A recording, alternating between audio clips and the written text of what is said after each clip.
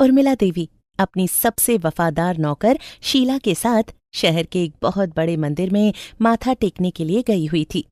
पंडित ने पूजा पाठ भी अच्छे से कर दी। उसके बाद उर्मिला देवी बाहर आती है और साथ लाए हुए उपहार लोगों में बांटने लगती हैं। मालकिन, मुझे कुछ ठीक नहीं लग रहा। हम लोगों को यहाँ से जल्दी निकल जाना चाहिए। क्या हुआ शीला? कैसा लग रहा है तुम्हें? सब ठीक तो है ना? मालकिन, जब हम लोग मंदिर की तरफ आ रहे थे तो मैंने देखा था कि पीछे से एक काली गाड़ी हमारी गाड़ी का पीछा कर रही थी। उसमें बैठे हुए लोगों की झलक मैंने देखी थी और वही लोग यहाँ मंदिर में भी इधर उधर दिखाई दे रहे हैं। इसीलिए मैंने आपसे कहा था कि साथ में सिक्योरिटी गार्ड लेकर चलते हैं। ये सुनकर उर्मिला थोड़ा घबरा जाती है। वो इधर उधर देखने लगती है। तभी शीला उसे मना कर देती है। इधर उधर मत देखिए, आप बस जल्दी से चलिए। ड्राइवर जैसे ही दरवाजा खोलता है तो शीला सामने खड़ी हुई उर्मिला को जोर से धक्का देती है। वो गाड़ी की सीट पर जाकर गिरती है कि तभी शीला को गोली लग जाती है। चारों तरफ अफरा तफरी मच जाती है। उर्मिला ड्राइवर के साथ मिलकर जल्दी से शीला को गाड़ी के अंदर ले लेती है और सीधा हॉस्पिटल जाती है। पुलिस को फोन किया जाता है और साथ में सिक्योरिटी गार्ड को भी बुला लिया जाता है। अस्पताल में देखिए, इनको 2-2 गोलियां लगी हैं और खून भी बहुत ज्यादा बह गया है। हम पूरी कोशिश करेंगे इनको बचाने की, लेकिन कुछ कह नहीं सकते। डॉक्टर, कुछ भी हो जाए, आपको इसकी जान बचानी ही होगी। ये मेरी सबसे वफादार नौकर है और आज इन्हीं की वजह से मैं बच पाई हूं। लेकिन बहुत कोशिशों के बाद भी शीला को नहीं बचाया जा सका। शीला की चारों बेटियां प्रिया, प्रियंका, पायल, परिणीति तब तक अस्पताल पहुंच चुकी थीं और अपनी मां की मौत की खबर सुनकर चारों गले लगकर रोने लगती हैं। वहीं कुछ पुलिस वाले आते हैं और उर्मिला से कहते हैं, देखिए मैडम, अब आप घर चलिए, बाकी सब कुछ हम देख लेंगे। वो जो कोई भी हो, उनको जरूर पकड़ना है। थोड़ी देर रुकिए, मुझे अभी यहाँ पर बहुत सारे काम हैं। शीला को देखना है और उसकी बेटियों को संभालना है। देखिए मैडम, अभी ये सब नहीं हो पाएगा। हमारे साथ कोऑपरेट कीजिए, वो हमारी ड्यूटी है। जब तक हम ना कहें, बस आपको घर से बाहर नहीं निकलना है। फिर उर्मिला अपने बॉडीगार्ड के साथ घर चली आती है। वहीं वो चारों बहनें अपनी मां के पार्थिव शरीर को लेकर घर जाती हैं। शीला का अंतिम संस्कार कर दिया जाता है। उसके बाद चारों बहनें अकेली पड़ जाती हैं। ये देखो, क्या जमाना आ गया है। जिस औरत के लिए हमारी माँ ने जान दे दी, वो हमारा पता लेने तक के लिए भी नहीं आई। वो क्यों यहाँ आने लगी? वो तो शहर की सबसे अमीर औरत है, उसका तो अपना रुतबा है। हम गरीबों के घर वो क्या करने आएगी? छोड़ो तुम उनको। उनके कारण हमारी माँ की जान चली गई और उन्होंने हमें पलट कर भी नहीं देखा। ऐसे लोगों के बारे में बात भी नहीं करनी चाहिए। ऐसी बातों से माँ की आत्मा को भी दुख होगा। अब हम सब क्या करेंगे? कुछ न कुछ तो करना ही पड़ेगा। मैं तुम सबकी बड़ी बहन हूं, इसलिए तुम लोग चिंता मत करो। आज से मैं ही तुम्हारी माँ और तुम्हारा बाप हूं। वो सब तो ठीक है दीदी, लेकिन अब माँ के बिना हम क्या करेंगे? घर कितना खाली खाली हो गया है। ये सोचकर फिर से चारों बहनें रोने लगती हैं। शीला उर्मिला के पास तब से काम कर रही थी जब वो शादी करके शहर आई थी। पहले वो केवल घरेलू काम किया करती थी, लेकिन धीरे धीरे वो उर्मिला की सबसे वफादार नौकर बन गई और फिर वो हर समय उर्मिला के साथ रहने लगी थी। उर्मिला एक बहुत बड़ी हस्ती थी और उसके बहुत सारे बिजनेस भी थे।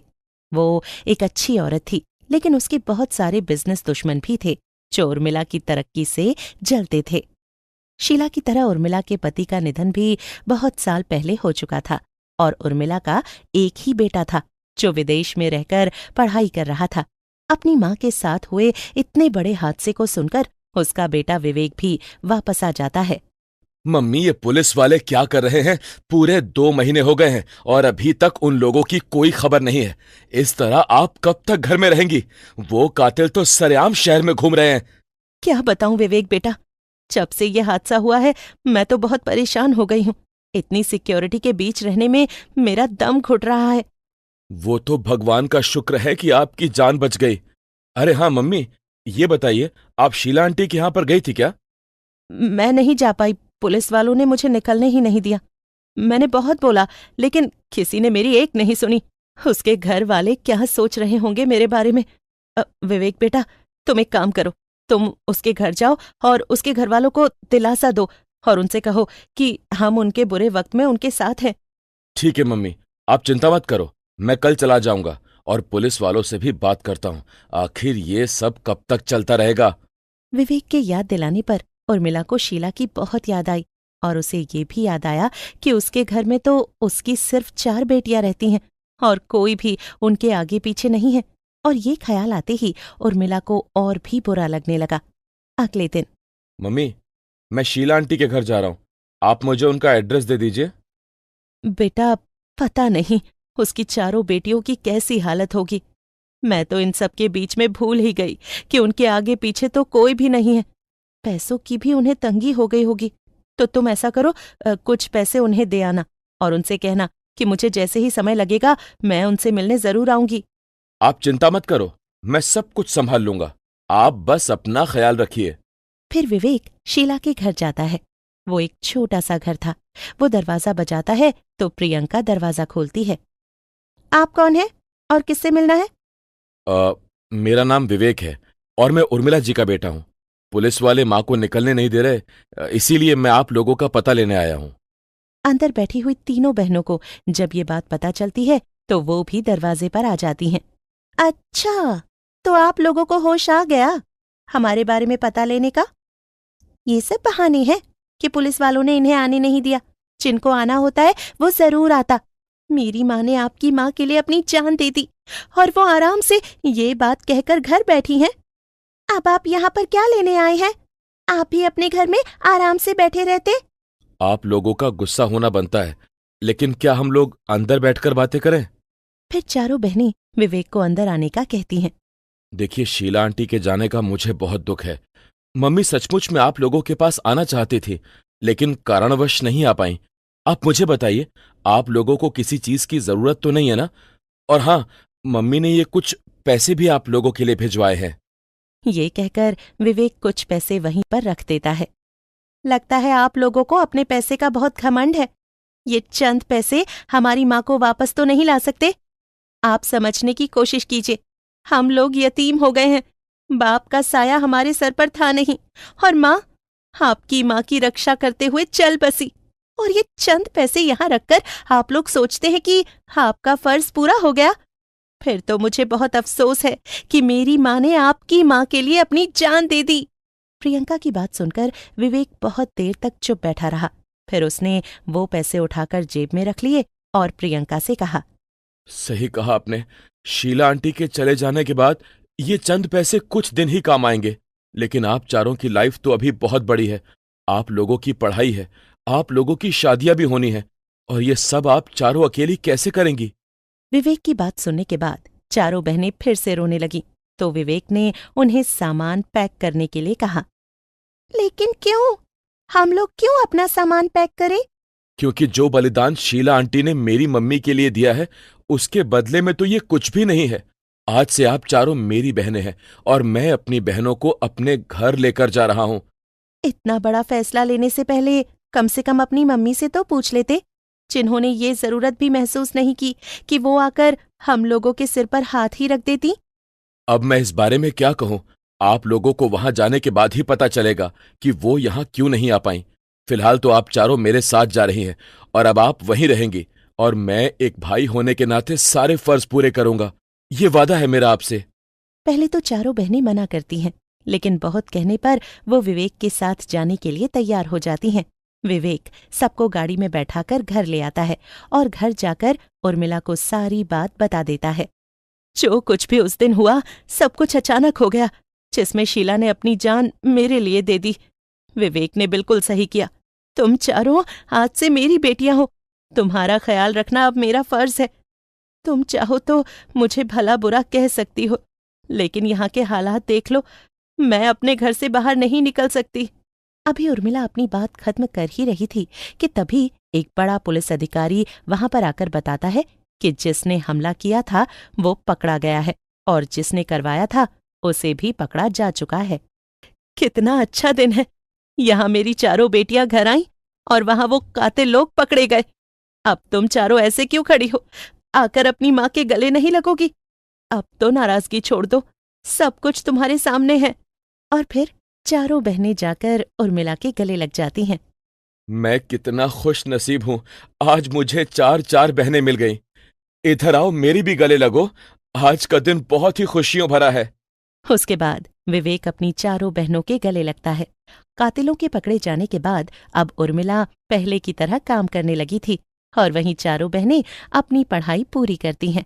उर्मिला और विवेक दोनों मिलकर उन चारों बहनों का बहुत ख्याल रखते हैं और समय समय पर वो चारों बहनों की शादी भी कर देते हैं और इस तरह चारों गरीब बेटियों को माँ का सहारा मिल जाता है और उन लोगों की जिंदगी संवर जाती है। एक गांव में सरिता नाम की एक औरत अपने बहू और बेटे के साथ रहती थी। सरिता का बेटा किसान था और अपने छोटे से खेत में फसल लगाकर अपने परिवार का गुजारा किया करता था। सरिता की बहू का नाम छाया था, तो वहीं उसके बेटे का नाम प्रकाश था। सरिता का छोटा सा घर था और उसके घर में जरूरत का सारा सामान भी नहीं था, लेकिन उसकी रसोई में हमेशा अच्छे खाने की खुशबू आती। वहीं उसके पड़ोस में प्रेरणा नाम की औरत रहती थी। सरिता के घर से आती हुई खाने की खुशबू से प्रेरणा की भूख जागृत हो जाती थी और वो तुरंत उसके घर पहुंच जाती थी। ऐसा ही एक दिन था जिस दिन बढ़िया पकवान की खुशबू से प्रेरणा को भूख लग गई और वो तुरंत ही सरिता के घर पहुंच गई। सरिता बहन, अब ये मत कहना कि तुमने खाना नहीं बनाया है। जब भी मैं तुम्हारे घर आती हूँ तुम हमेशा मुझे यही कहती हो, लेकिन तुम्हारी रसोई से इतनी अच्छी खुशबू आती है कि क्या बताऊँ। अरे मेरी रसोई में तो अभी कुछ बना ही नहीं है, तुम्हें खुशबू कहाँ से आ जाती है? तुमने भी तो मुझे परेशान करके रख दिया है, तीनों टाइम आ जाती हो। यही तो बात मुझे समझ में नहीं आती। जब भी मैं तुम्हारे घर आती हूँ तो रसोई खाली पड़ी होती है, लेकिन खाने की खुशबू से बाहर सारा मोहल्ला महक रहा होता है। और सबसे बड़ी बात तो मुझे आज तक ये समझ में नहीं आया कि तुम लोग रसोई का सामान किस समय लेकर आती हो। तभी छाया अपनी पड़ोसन के लिए चाय बनाकर लाती है। चाची जी, हम दोनों तो कभी सामान लेकर नहीं आते, हमेशा वही सामान लेकर आते हैं। तुम प्रकाश की बातें कर रही हो, लेकिन वो तो हमेशा खेतों से सीधा घर आता है। मैं पूरी नजर रखती हूँ, लेकिन मैंने आज तक किसी को सौदा लाते नहीं देखा। अब इसमें तो हमारा कोई कसूर नहीं है ना। वैसे आप रसोई में जाकर देख सकती हैं कि हमने कुछ नहीं बनाया है। चाय पीकर प्रेरणा वहाँ से निकल जाती है, लेकिन आज वो कसम खा लेती है कि पता करके रहेगी कि आखिर खाना उनके घर में बना या नहीं बना। यही सोचकर वो खिड़की के पास जाकर छुप जाती है। प्रकाश जब खेतों से आता है तो छाया सबके लिए खाना लाती है और बढ़िया बढ़िया खाना वहाँ पर रखा होता है। बड़ी तेज है, सास बहू दोनों इतना सारा खाना बनाकर रखा था, छुपाया कहाँ था? छोटी सी रसोई, छोटा सा घर, खाना क्यों नहीं दिखा मुझे? हाय, देखने में तो कितना अच्छा लग रहा है, खाने में तो लाजवाब होगा, पर अब कैसे जाऊँ? अभी तो आई हूँ। फिर सरिता अपनी बहू से कहती है, बहू रानी, कुछ भी हो जाए ये राज किसी तक नहीं पहुंचना चाहिए कि हमारी रसोई एक जादुई रसोई है और जब हम चाहें यहाँ से कुछ भी ले सकते हैं। हमारी रसोई में कभी कुछ खत्म नहीं होता। सासू माँ, आप बिल्कुल भी चिंता मत करो। मैं इतनी राज की बात क्यों बताने लगी भला? लेकिन ये प्रेरणा चाची, इनसे तो मैं परेशान हो गई हूँ। तीनों टाइम खुशबू आते ही सीधा यहाँ पहुँच जाती है। अब हम खाने की खुशबू को तो नहीं रोक सकते भला, लेकिन मैं कुछ न कुछ करूंगी इसके लिए। कुछ भी कहो माँ, लेकिन हमारा खाना सचमुच में बहुत ही अच्छा होता है। मुझे बहुत खुशी है कि हमारे पास एक जादुई रसोई है। सरिता एक बहुत ही दयालु औरत थी। एक बार उसने एक जादूगर की मदद की थी। तब उस जादूगर ने उपहार के तौर पर सरिता को एक जादुई रसोई दी थी और कहा था कि तुम जो भी खाना बनाना चाहोगी, खाना तैयार मिलेगा, बस बोल देना और उस रसोई से कभी सामान भी खत्म नहीं होगा। छाया के आने के बाद सरिता ने ये बात छाया को भी बता दी। घर आने के बाद प्रेरणा सोचती रही कि आखिर उन लोगों ने खाना कहाँ छुपा रखा था और वो लोग इतने मजे से खाना खा रहे थे। अगले दिन सुबह वो देखती है कि सास बहू बाहर गई हैं, तो वो चुपके से खिड़की के अंदर से उनके रसोई में घुस जाती है। अरे देखो देखो, ये कौन आई है? अरे ये तो हमारी पड़ोसन आई है। लेकिन ये यहाँ करने क्या आई है? घर में तो कोई भी नहीं है, क्या ये चोरी करने आई है? कौन आया है? अरे कौन आया है चोरी करने? ये आटे का डब्बा तो बेचारा सोता रहता है, अरे दिख नहीं रहा, पड़ोसन आई है, लगता है चोरी करने आई है।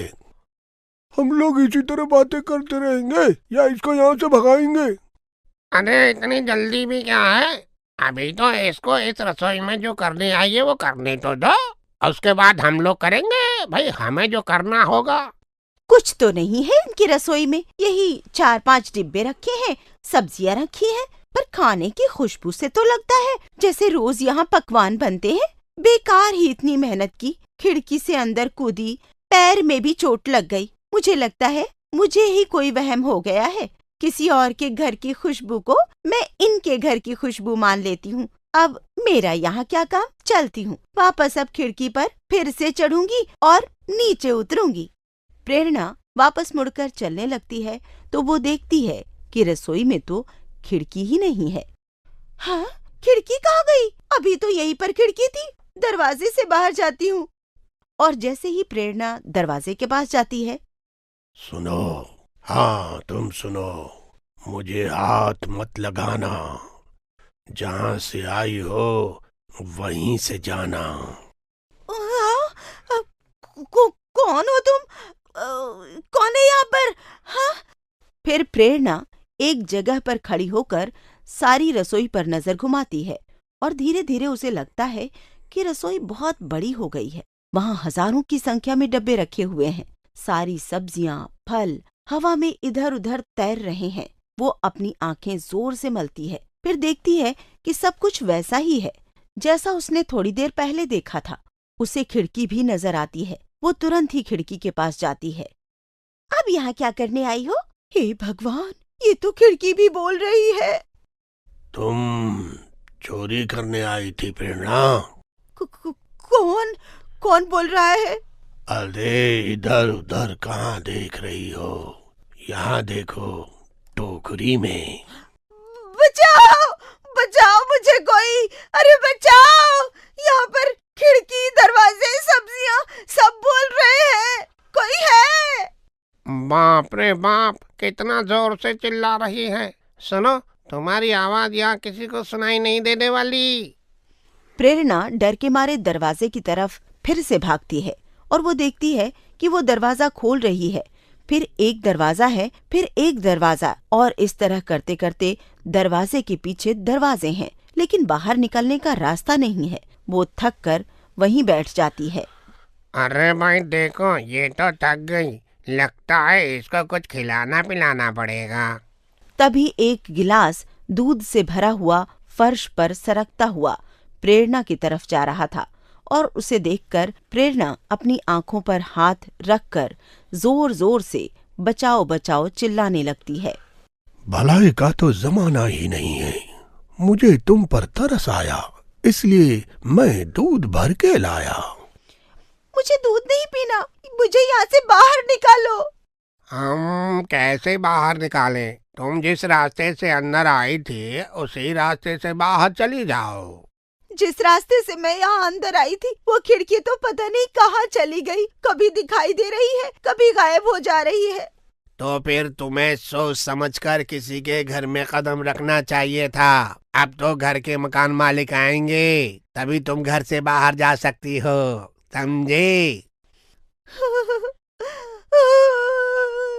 कोई तो मेरी मदद करो, मुझे यहाँ से बाहर निकालो। मुझसे बहुत बड़ी गलती हो गई जो मैं इस रसोई में आ गई। मैं तौबा करती हूँ, आज के बाद कभी किसी की रसोई में नहीं जाऊंगी। अरे देखो, बेचारी रो रही है, जाने दो इसे। तुम्हें बड़ी दया आ रही है और तुम इतना लोगों को रुलाती हो, उसका क्या? तुम्हें क्यों मिर्ची लगती है? मैं तो नहीं कहती किसी को कि मुझे खा जाओ। अरे जब खाते हैं तो मुंह तो जलेगा ही। अरे तुम्हारे मुंह लगना ही बेकार है, जब देखो तुम्हें तो हमेशा मिर्ची ही लगी रहती है। सुनो, देखो, मैं तुम सबके हाथ जोड़ती हूँ, मुझे माफ कर दो। मुझसे गलती हो गई जो मैं लालच में आ गई। मुझे यहाँ से बाहर निकाल दो, वादा करती हूँ कभी नहीं आऊंगी यहाँ, कभी नहीं आऊंगी। देखो भाई, ये हम सबसे माफी मांग रही है। चलो बेचारी को जाने देते हैं। बिल्कुल भी नहीं, फिर तो मकान मालिक को भी पता नहीं चलेगा कि इस रसोई में कोई आया भी था। हाँ हाँ, हम इसको नहीं जाने देंगे। मकान मालिक बस अभी आते ही होंगे। नहीं नहीं, मेरे बच्चे स्कूल से आ गए होंगे। मैंने तो उनके लिए खाना भी नहीं बनाया था। सोचा था इनके यहाँ से ही लेकर चली जाऊंगी।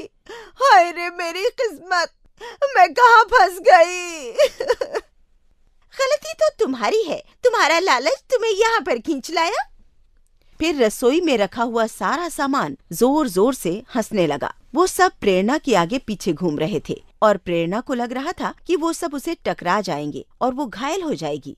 और सारे डब्बे हंस रहे थे कि तभी बाहर का दरवाजा खुलने की आवाज आती है और सभी अपनी अपनी जगह पर चले जाते हैं।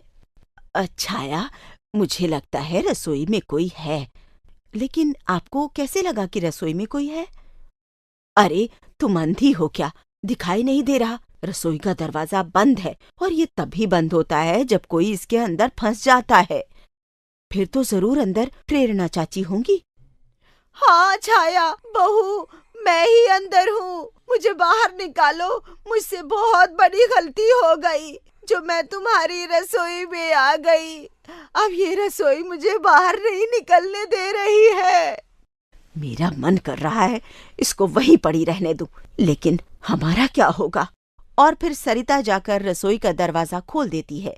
प्रेरणा वहां से भागते हुए बाहर आती है। सरिता बहन, कुछ भी कहने से पहले बस मेरी बात सुन लो।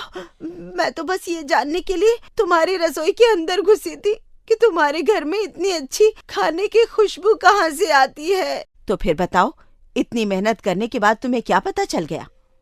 नहीं, मुझे कुछ नहीं पता चला। बस इतना पता चला कि तुम्हारी रसोई जादू से भरी है। वहाँ पर हर चीज बोलती है। ये तुम क्या कह रही हो चाची? बाहर जाकर ये सब मत बोल देना, वरना सब तुम्हें पागल समझेंगे। हमारी रसोई में ऐसा वैसा कुछ भी नहीं है। देखना, तुम्हारे सामने ही खोला है दरवाजा। लगता है चोरी करने के इरादे से आई और डर के मारे तुम्हें वो सब कुछ दिखाई दिया। हाँ, लगता है शायद तुम सही कह रही हो बहू। तौबा तौबा, मैं तो कभी तुम्हारे घर ना आऊं। फिर वो वहाँ से 9-2-11 हो जाती है। सास बहू दोनों हंसती हैं कि ये लो, बला खुद ही टल गई।